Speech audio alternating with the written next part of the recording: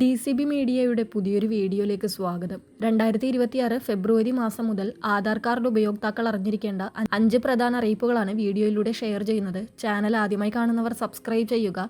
Video ഇഷ്ടമായാൽ like ചെയ്യുക. ഫേസ്ബുക്കിൽ കാണുന്നവർ പേജ് ഫോളോ കൂടി ചെയ്യുക. ആദ്യത്തെ അറിയിപ്പ്, തട്ടിപ്പുകളും ആധാർ സേവനങ്ങളുടെ ദുരുപയോഗവും തടയുന്നതിന്റെ ഭാഗമായി 2.5 കോടിയോളം ആധാർ നമ്പറുകൾ UIDAI പ്രവർത്തനരഹിതമാക്കിയിരിക്കുകയാണ്. മരിച്ച വ്യക്തികളുടെ പേരിലുള്ള ആധാർ കാർഡുകളാണ് ഇതിൽ ഭൂരിഭാഗവും. ആനുകൂല്യങ്ങൾ അനധികൃതമായി കൈപ്പറ്റുന്നതും തട്ടിപ്പുകളും തടയാൻ മരിച്ചവരുടെ ആധാർ നിർജ്ജീവമാക്കേണ്ടത് അത്യാവശ്യമാണെന്നും കേന്ദ്ര മന്ത്രാലയം പാർലമെന്റിൽ വ്യക്തമാക്കിയിട്ടുണ്ട്. ഏകദേശം 140 കോടിയോളം ആധാർ ഉടമകളുള്ള ലോകത്തിലെ ഏറ്റവും വലിയ ബയോമെട്രിക് ഐഡന്റിറ്റി സിസ്റ്റമാണ് ആധാർ.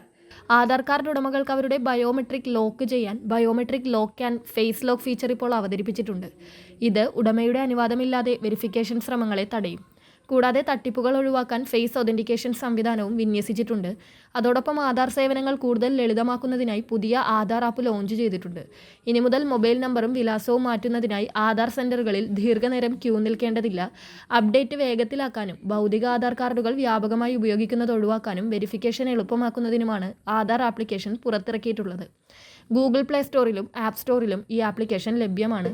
പുതിയ ആപ്പിൽ 2 തരത്തിലുള്ള വെരിഫിക്കേഷൻ സൗകര്യങ്ങളുണ്ട്. പേരോ പ്രായമോ നൽകി പ്രൊഫൈൽ ലോഗിൻ ചെയ്യുന്നതാണ് ആദ്യത്തെ രീതി. രണ്ടാമത്തേത് ഇന്റർനെറ്റ് ഇല്ലാതെ തന്നെ വിവരങ്ങൾ പരിശോധിക്കാൻ സഹായിക്കുന്ന QR കോഡ് അധിഷ്ഠിത രീതിയാണ്. ഇത് വെരിഫിക്കേഷൻ നടപടികൾ വേഗത്തിലാക്കാൻ സഹായിക്കും. ആപ്പ് വഴി മൊബൈൽ നമ്പറോ വിലാസമോ അപ്ഡേറ്റ് ചെയ്യാൻ ഹോം സ്ക്രീനിലെ അപ്ഡേറ്റ് ആധാർ ഡീറ്റെയിൽസ് എന്ന ഭാഗം ഉപയോഗിക്കാം.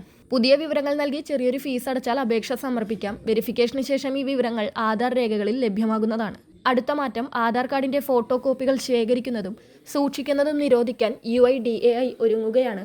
ഹോട്ടലുകൾ, ഹോസ്പിറ്റലുകൾ, മറ്റ് സ്ഥാപനങ്ങൾ എന്നിവ ഫിസിക്കൽ കോപ്പി വാങ്ങുന്നത് തടയാൻ പുതിയ നിയമം ഉടൻ വരുമെന്നാണ് ഉദ്യോഗസ്ഥർ വ്യക്തമാക്കുന്നത്. പകരം QR കോഡ് മാത്രമുള്ള പുതിയ ഫിസിക്കൽ ആധാർ കാർഡുകൾ പ്രചാരത്തിൽ വരും. അടുത്ത അറിയിപ്പ്, 10 വർഷത്തിലധികം പഴക്കമുള്ള ആധാർ കാർഡുകൾ ഉടമകൾ നിർബന്ധമായും അപ്ഡേറ്റ് ചെയ്യണം.